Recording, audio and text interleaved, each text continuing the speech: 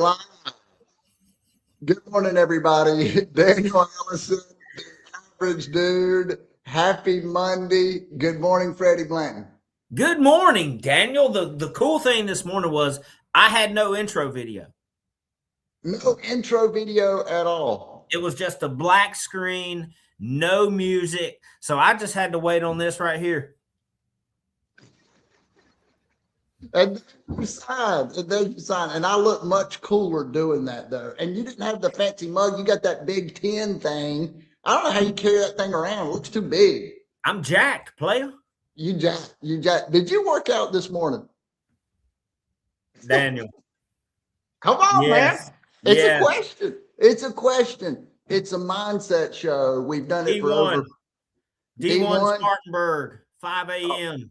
Oh, I should have known better. I should have known better. Hey, we're hoping that we have great technical situation. We hope that we have great bus riders. We hope that we're on LinkedIn, and it looks like we are. That's fantastic. Hey, I want to talk to you about something, Fred. Did you watch any of the Kentucky Derby this weekend? No. Now I've never watched any of the Kentucky Derby, but I went back, watched the replay. And if you haven't watched the replay and some of the excitement of the crowd, you've got to watch that. We talk about working hard and working out and sports and things like that. But I tell you what, the thrill of victory that you see in the Kentucky Derby, that's one heck of a thing right there. Hey, do you think we're on LinkedIn right now? Do you think we're on? 100% we're on. Oh man, that's fantastic. That's great news. You did watch a little basketball this weekend, didn't you?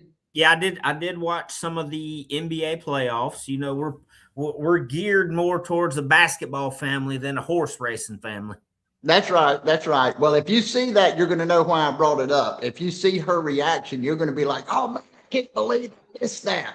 I wonder if Joe saw it. Speaking of Joe, good Joe. We get fantastic bus riders. We've been doing it for over 450 days in a row. We get our mind right. We start the day. No matter what you do, get your energy up. Joe's here every day. And there's Larry. Good morning, sippers. Hey, let's have that first sip of coffee. How about that? Oh, you ready? I got 4 words for you. Yeah. Thank God it's Monday! Let's get it. Oh, just a little, but that's okay. That's what we wanted. Good morning, players. I like that. All right. Good morning, players. Good morning, Gary. Great to see Gary all the way from Texas. Paul Pappy, great attitude, great week. Monday, let's go. That's it. Monday. If you've never seen Crocodile Monday, that's a great movie. 2 minutes of excitement. Yes, Golden Tempo came from behind to win. I picked Renegade, the number 2. Yeah, I figured Joe may have watched it all the way in Boston. There's Vicky Watts. Great to have Vicky on the program. And hey, we've got great guests all week this week. I can't wait to talk to these folks, and we're starting it off right. Hey, you've always liked a disruptor, haven't you, Fred? You've been kind of known as a disruptor, I would say. Is that you call me? You disrupt me every single day on this particular program. So yes, you are a disruptor. But I do like when people figure out ways to get attention. You what now? I do like when people figure out ways to get attention. And a lot of times to get attention, we have to do things differently. It takes courage to do things differently. And with all of the change that we have coming with artificial intelligence, with all of the change that we have coming, it takes courageous people to try new things. And that's just what we have for you today. So let me get into this introduction. Joining us on the bus today is an attorney and entrepreneur from Chicago, who's built a career on disrupting the status quo. He's the founder of the Subscription Attorney LLC and the CEO of Practi. After a decade in traditional law firms, he walked away to fix what he saw as a broken system trading the billable hour for a subscription model that prioritizes proactive help over reactive crises. He's here to talk about the future of the profession and how AI is changing the game for good. Matthew Kurbis, welcome to First Sip. There we go. Oh yeah, let's rock and roll. Hey, and you know what? I've been looking at the type of mug. So I've got this kind of artistic type mug, and both of the disruptors have the Yeti. Just give me the coffee, put it in a plain drinking thing, and let's go. Is that kind of your MO? Are you ever going to be drinking out of a mug like this, Matthew? You know, I have received so much free swag from like legal tech companies over the last 4 years that I'm just going to use whatever they send me that's like a high quality thing. I got you. That's the deal. It gets the job done, right? Yeah. So thank you for joining us this morning, getting your mind right with us. Tell us about the Chicago area. How have you always lived in Chicago and worked in Chicago? It's been most of my life. Some other places in the Midwest on occasion, but mostly the Chicago area for sure. Yeah, born and bred. I gotcha. Yeah, and are you a big sports fan, or what do you like to do up there? Yeah, you know, I would never say it today, but growing up, all my friends were like fanatically into all the stats of everything for sports, and I was like, whoa, I'm an athlete, not a sports fan. I don't look like the athlete anymore. That's what dad bod will do to you. But you know, even in undergrad at IU, I wasn't like a huge sports fan, but I was on the cycling team for my fraternity for Little 500, right? So like I was always active and an athlete. But yeah, man, I couldn't tell you who's playing what sport and what, you know, their number is or anything like that. Plus my in-laws were in town anyway, so even if there was a game, I didn't have time for that this weekend. I gotcha. And you are busy. You've been doing a lot in the law profession and with AI and with a lot of exciting things, and you've been talking about it for quite some time. And so I guess my first question for you is to take us back when you were working in traditional law firms and you had this idea of maybe we want to do something different. You saw the writing on the wall. This was 5 years ago, at least, I know. Take us back to that time when you started seeing those changes coming. Yeah, and you know, I'm on my main podcast, Law Subscribed. I interview legal entrepreneurs, whether they're lawyers or legal technologists, and other folks too. But mostly that's my guests. And you know, we all have this entrepreneurial bug, like it's like part of our DNA, right? And so even when I wasn't an entrepreneur, I was an intrapreneur. I was always trying to innovate within other companies where I was working. You know, when that came to law firms, I wanted to know, okay, wait, how are we making money? What's the technology stack like? Like I was always super interested in the business of things, not just in like okay, I'm a cog in the machine. I'm going to fulfill my role. And I did that, right? Right. But really quick, like I remember it was 2012. There was some TED talk about machine learning and the future of like AI and what it could do. And now like machine learning, like that's like not super useful for language-based professions like law. But just like that piqued my interest in AI. And at the time I was still in law school. And I was just like, wow, like this is the future. And, you know, it took another like decade before it actually became like AI was a useful thing, at least for lawyers and for like most people. Right. And yeah, when I mean, I cannot keep billing hours, racking up client bills, in these inefficient ways where like law firms would not adopt, you know, efficiency technologies because that cuts against your bottom line, and keep doing it that way. And so I had to go off and start my own thing to do it the way that I thought it needed to be done. I love that. Fred, go ahead. You got something. How has that been received so far from your clients? Oh, I mean, the clients love it. It's the profession. It's the legal industry that's like, whoa, what do you mean? You know, I like 10-hour tasks are going to take 10 minutes. And like, first of all, how do I build my clients? But also like, how do I pay my people? Right? Because everything's all about, well, how long does it take and how, you know, tracking time and all that. I mean, that's why I have 200 plus episodes of a podcast all dedicated to that, right? Because I can't answer that question in like 2 minutes, right? But the clients love it. And I mean, I'm getting more and more clients that are finding me through AI. Because, you always ask that question on your intake, how'd you hear about us, right? And I get a lot of ChatGPT. I get quite a bit of Perplexity, just people saying AI, right? I even got my first Claude last month. So that means I'm like in the corpus of training data for Claude. And part of the reason why that is clients want efficient lawyers. They want price transparency, right? I'm sure I've done like a crap load of content marketing over the last 4 to 5 years, right? So like, I'm sure that helps.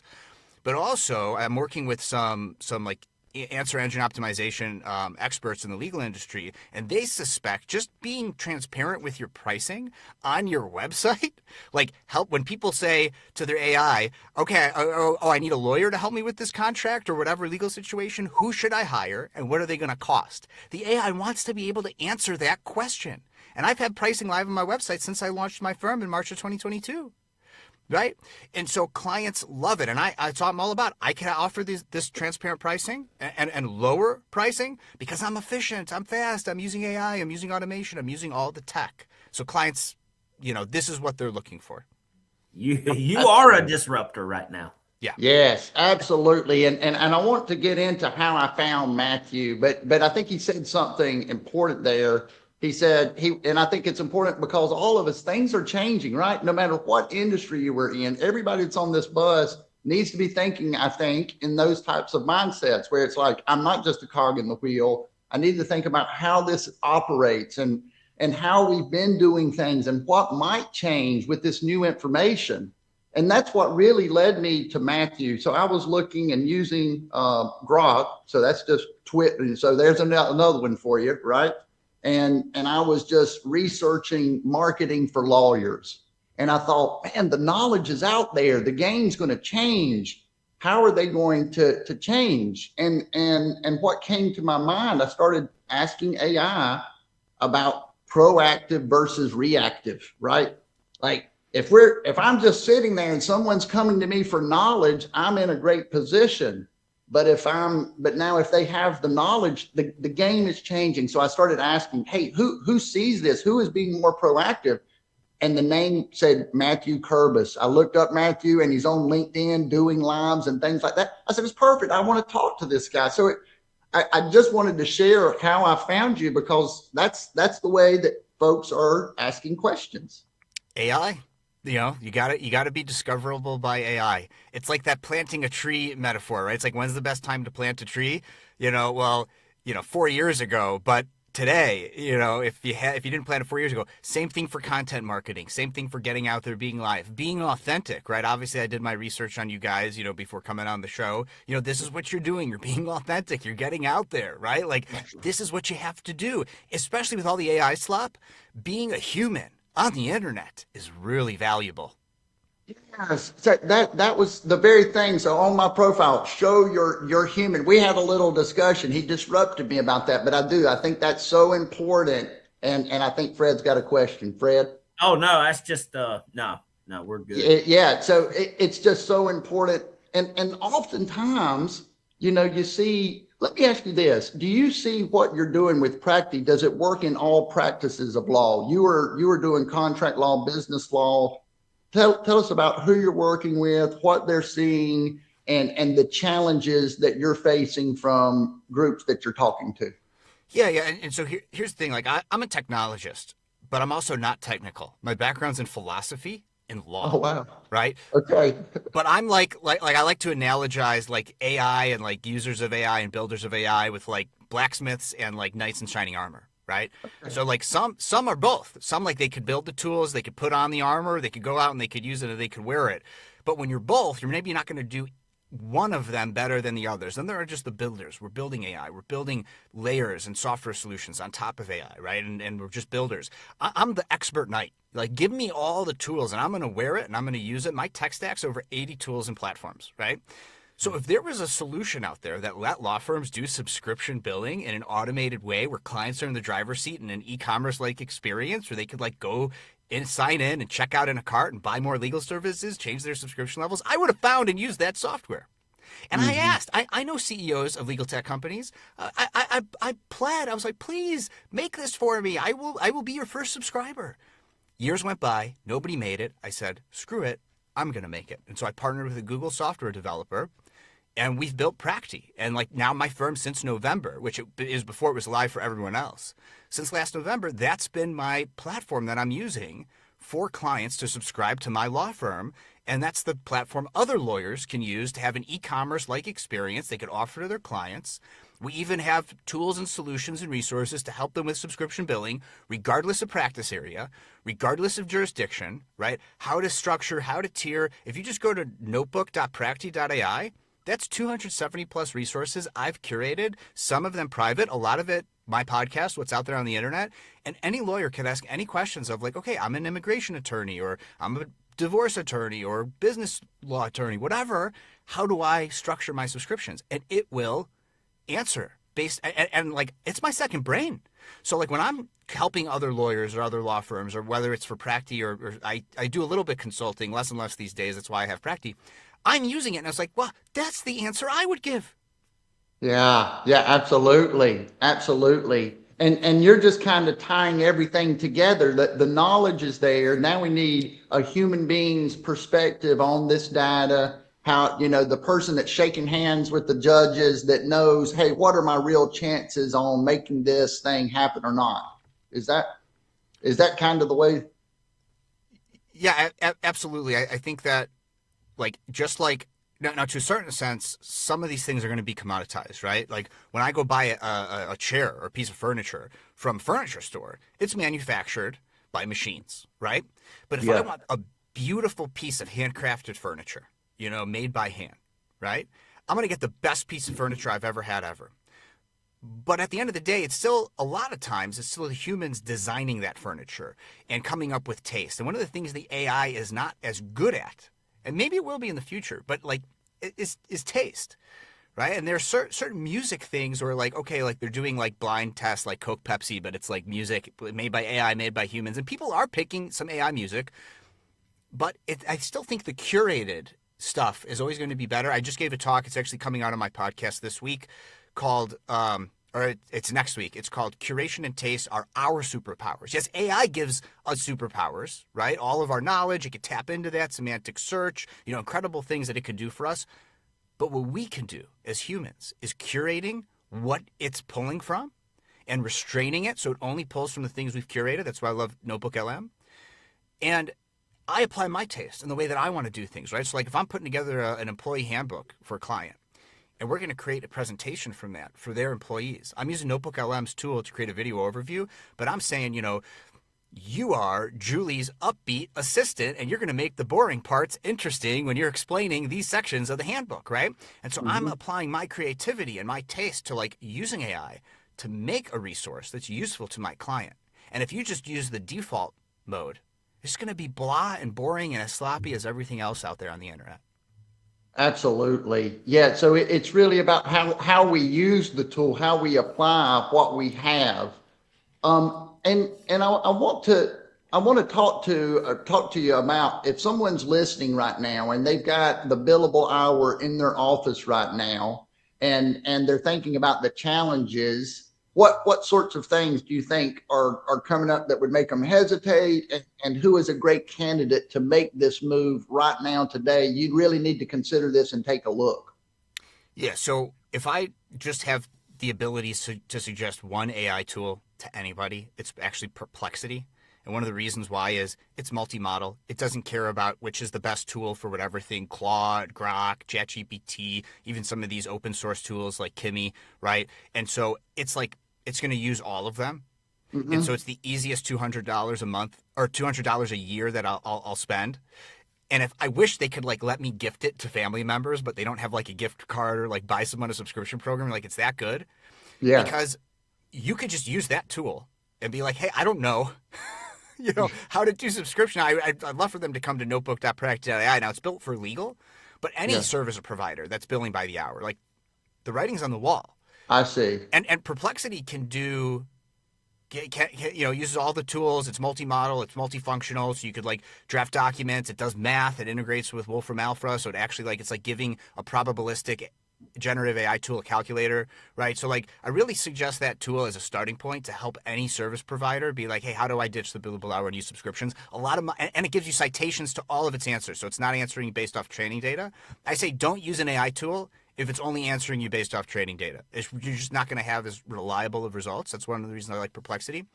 But I will probably be in some of the sources that Perplexity is referencing when it's like telling you how to do this. So will a lot of the guests on my podcast. Jonathan Stark's got a lot of great stuff out there on this. He's the ditching hourly guy, right? I'm the subscription attorney, but he's all about ditching hourly. Ron Baker, Robbie Kelman Baxter, Teen Joe's book subscribed, and like everything Zuora is doing, right? Like all guests on my pod, all doing incredible things that help answer some of these questions. But at the end of the day, AI can make hourly tasks take a fraction of the time. And when you're not in law and you don't have to worry about privacy, security, HIPAA, personal identifying information and all these extra things that like lawyers have to deal with. Certainly accountants have to deal with some things, doctors, right? But like there's a lot of hourly consultants, fractional C-suite executives out there that don't have to worry about that stuff as much as lawyers. Yes, you still want to have private stuff. So, okay, pay $400 a year to Perplexity. So you've got the HIPAA, SOC 2 ISO compliance and all that stuff. But it just doesn't take as long. Now, one of the reasons Practice starting with lawyers is I'm a lawyer. I know the industry. If we could service lawyers in that way, we think we could help any sort of professionals out there. Like today, if you're not a lawyer and you're hearing me talk about Practice, I say, go demand transparent pricing from your lawyer and tell them to use Practice to do it, right? But realistically, we do have some consultants on the platform early days on Practice because they just see the writing on the wall for billing by the hour and they want to offer subscription billing. So the moment you adopt a different business model, you start thinking about, oh, how could I save time on that? Because first of all, if the client gets it faster, it's more valuable to them. And now you're billing for value instead of how long it took you. And now if it takes less time, you make more money, right? So the incentives are aligned. Whatever industry you're in, billing by the hour, the sooner you could stop doing that, you just have to have a viable business model that helps you get there. Gotcha. Fred, anything come to mind on your end? Yeah, I'm curious. Let's say somebody's been in their industry for 7, 8, 9 years, and they've dabbled in that entrepreneur world, and they're holding on to a big idea that they know that they could launch and be successful with it, but they're scared. What would you tell that person? Yeah, I would say start in Perplexity. And when you get to a point where it's going to like ask if you want to go build the thing, there's this feature called Perplexity Computer. Now, it will cost you $15 at a time to like buy more credits or whatever, or you could pay the $200 a month, but I don't recommend that early days. I'm non-technical. I have a CTO from Google who's like actually doing serious coding like for our product. I have vibe coded like vaporware and apps and stuff. You just having a conversation in the English language. And when I don't know what to do, because I'm non-technical, and this is coming out probably next month on my pod, is I had the AI talk to the AI. When it was needed to do something that I didn't know how to open up a Google Cloud account and take whatever, thingamajigger key to like use in this thing and like whatever, like all I had to do was copy and paste things into the terminal on my Mac. That's it. I just had to copy and paste. And when I got stuck in Comet Browser, which is a Perplexity's agentic browser, I told the AI assistant, hey, Perplexity Computer's asking me to do this. I don't know how to do this. Go do this for me. And it did it. Right. And so like the barriers to entry to make a software solution are just gone, just totally gone. And so go and have some fun with it. It took me 3 hours and $15 plus my $200 a year subscription to vibe code my first app. Now, if I knew what I was doing, I probably could have done it in 30 minutes, but still 3 hours for somebody who's not technical and $15. Oh my gosh, it's mind blowing, right? Now, you're going to want to think about intellectual property, starting your business model, your contracts, or like how you're selling it and licenses and stuff. So like there's still a role for the lawyer to play, but you can get a lot of that going before you even need to talk to a lawyer, especially if they're still billing by the hour. Well, you know what I think is interesting, the knowledge and the information and the breadcrumbs, even for ourselves, about how to get to this new change is there. Where the courage comes in, Fred, in my opinion, is the building of the trust, doing the podcast, getting yourself out of the office and being more customer facing.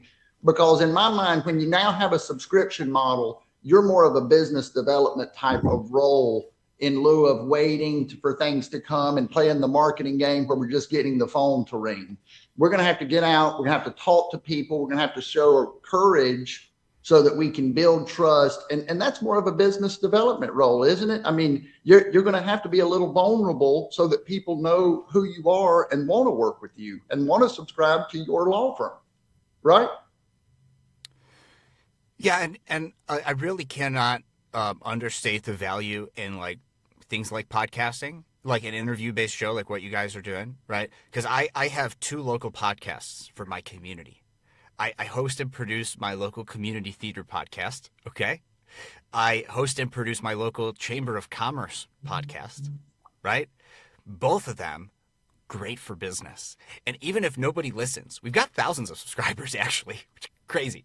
But we do. But even if nobody listens, I'm having valuable conversations with people who get to know me on a personal level. I like, you know, like I'll tactfully and, you know, when it makes sense to like weave in, oh yeah, I'm a lawyer, right? That's right. But I don't like make that the reason I'm having conversations with people, you know? That's right. And it That's creates marketing material for them. Yes, yes. It's the human being game, and it's all connected. And with AI, those connections are made so quickly, right? We meet somebody and yeah, we can talk to them, get an idea, get a spark, get a little seed, use AI, and now we've got an infrastructure to do something ourselves. So that's yes. Yeah, and I cannot undersell the importance of like local stuff, like in-person local stuff, right? Now, even if you're a national, like even if you're international, you're an online business or whatever, humans are human. We all know people. We're all super interconnected on the web and online. But like doing things locally, even with like a local chamber of commerce or whatever you're passionate about, if you're passionate about sports and you like do something and volunteer with local sports in your community, just like doing things like that, especially today, super, super important. It's not fast. It's like planting a tree, right? Yeah. It takes time to grow and cultivate it. But start doing that stuff today and do it for the right reasons. Just make sure people know who you are and you're easy to find. And AI suggests you. That's right. That's right. Yeah. Get out on. I think that's things that the folks that are watching can learn and take from this. Right. Start building trust. Start getting out there, showing who you're on the human side. Because everybody's content, everybody's marketing, it's going to look good. The facade is going to look pretty doggone good, right? So. Fred, hey, thanks so much for joining us this morning, Matthew. Of course. Thanks for having me. Now I got a Chicago question. It's been burning me up here. Okay, get it.